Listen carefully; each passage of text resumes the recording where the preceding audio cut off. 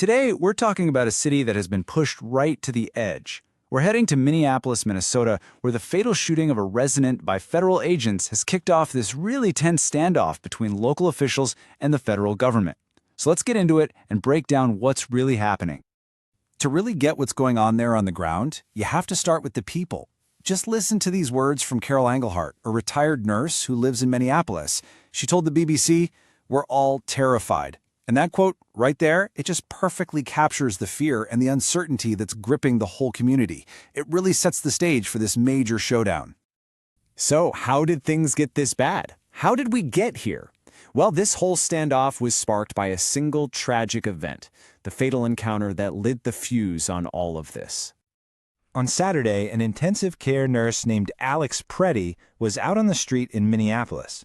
From what we know, he was watching and filming federal agents who were operating in the city when some kind of confrontation happened, and that confrontation ended with him being shot and killed.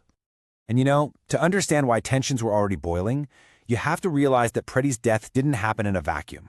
It wasn't an isolated incident. Just a few weeks before, on January 7th, another resident, Renee Nicole Good, was also killed by a federal immigration agent. So the community was already completely on edge before this latest tragedy even happened.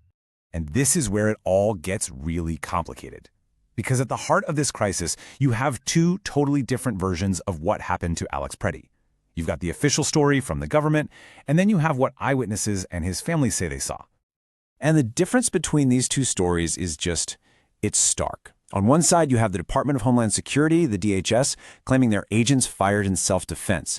They're alleging that Pretti had a handgun and that he resisted when they tried to disarm him. But on the other side, you have eyewitnesses and Pretti's family who are adamant he was only holding a phone. His parents have called the official story sickening lies. It's this huge disagreement over the basic facts that's really fueling so much of the public anger and the deep distrust here. Now, all of that public anger and political pressure, it didn't go unnoticed. The backlash got so intense that it actually forced a pretty significant response from the White House, leading to a major change in who's in charge on the ground. And to really get why people there are so frustrated, you have to understand the sheer scale of this federal operation. We're talking about more than 3,000 federal immigration agents deployed in the city of Minneapolis. For the folks living there, this feels less like law enforcement and a lot more like an occupation. The face of that whole operation was Border Patrol Commander Gregory Bovino. He had a very hardline approach, but it was his comments right after Pretti's death that just poured gasoline on the fire. He claimed that an ICU nurse intended to massacre federal agents. That was seen as just a completely baseless and incredibly provocative accusation, and now he's being removed from his command on the ground. So who's replacing him? A guy named Tom Homan, who people often call the border czar because of his high-level role in immigration policy. And his appointment is, well, it's complicated. Homan reports directly to the president, and he's known for pushing really aggressive enforcement.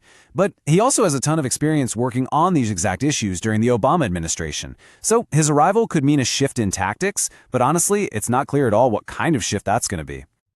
So with a new commander coming in, the focus has now shifted to de-escalation. The big question on everyone's mind is, can some dialogue actually lead to an uneasy truce here? Local leaders have been crystal clear about what they want. Minnesota's Governor Walz and Minneapolis's Mayor Frey are basically asking for three main things: get the federal agents out, give us access to the crime scene and the evidence, and let the state lead an independent investigation into Alex Pretti's death. And, surprisingly, there have been some small, cautious steps toward finding a way out of this. President Trump has had phone calls with the governor and the mayor that all sides are actually calling positive. He's apparently agreed to look into reducing the number of agents, and there's a face-to-face meeting planned between Mayor Frey and the new commander, Tom Homan. Look, it's a fragile start for sure, but it is a start. So while this is all happening in one city, what's going down in Minneapolis has huge implications for the entire country. This isn't just a local story. It's become a flashpoint in a much, much larger national debate. This is all playing out against the backdrop of what we call sanctuary city politics. These are cities that choose to limit how much they cooperate with federal authorities on immigration enforcement. At its core, this is a massive conflict over federal power versus local policy. And right now in Minneapolis, that abstract political debate has become a real-life, high-stakes standoff on the streets. And that brings us right back to where we started, with Carol Engelhardt, the resident we heard from in the beginning. Her words here really just nailed the feeling on the ground. For a lot of people there, this is about way more than just immigration policy.